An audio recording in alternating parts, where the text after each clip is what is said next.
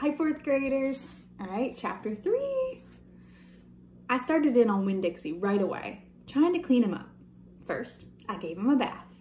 I used the garden hose and some baby shampoo. He stood still for it, but I could tell he didn't like it. He looked insulted, and the whole time, he didn't show me his teeth or wag his tail once.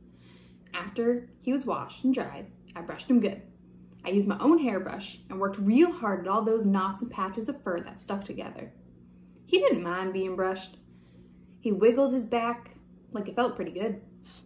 The whole time I was working on him, I was talking to him, and he listened. I told him how we were alike. See, I said, you don't have any family, and neither do I. I've got the preacher, of course, but I don't have a mama. I mean, I have one, but I don't know where she is. She left when I was 3 years old. I can hardly remember her. And I bet you don't remember your mama much either. So we're almost like orphans. Winn-Dixie looked straight up at me when I said that to him, like he was feeling relieved to finally have somebody understand his situation. I nodded my head at him and went on talking. I don't even have any friends because I had to leave them all behind when we moved here from Whately. Whately's up north in Florida. Have you ever been in North Florida? Winn-Dixie looked down at the ground like he was trying to remember if he had. You know what? I said. Ever since we moved here, I've been thinking about my mama extra hard. More than I ever did when I was in Whately. Winn-Dixie twitched his ears and raised his eyebrows. I think the preacher thinks that my mama, or thinks about my mama all the time too. He's still in love with her. I know that because I heard the ladies in the church in Whately talking about him. They said he's still hoping she'll come back. But he doesn't tell me that. He won't talk to me about her at all. I want to know more about her, but I'm afraid to ask the preacher. I'm afraid he'll get mad at me. Winn-Dixie looked at me hard, like he was trying to say something. What? I said. He stared at me. You think I should make the preacher tell me about her?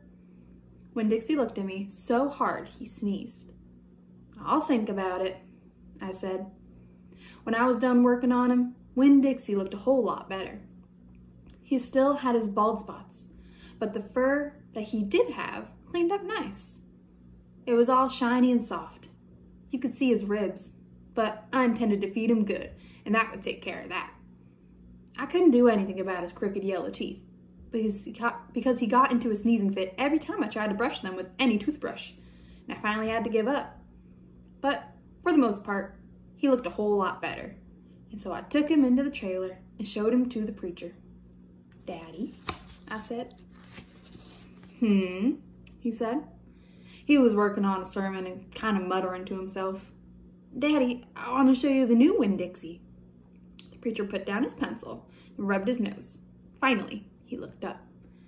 Well, he said, smiling real big at Winn-Dixie. Well, now, don't you look handsome? Winn-Dixie smiled back at the preacher. He went over and put his head in the preacher's lap. He smells nice, too, said the preacher. He rubbed Winn-Dixie's head and looked into his eyes. Daddy, I said, real quick, before I lost all my nerve, I've been talking to Winn-Dixie.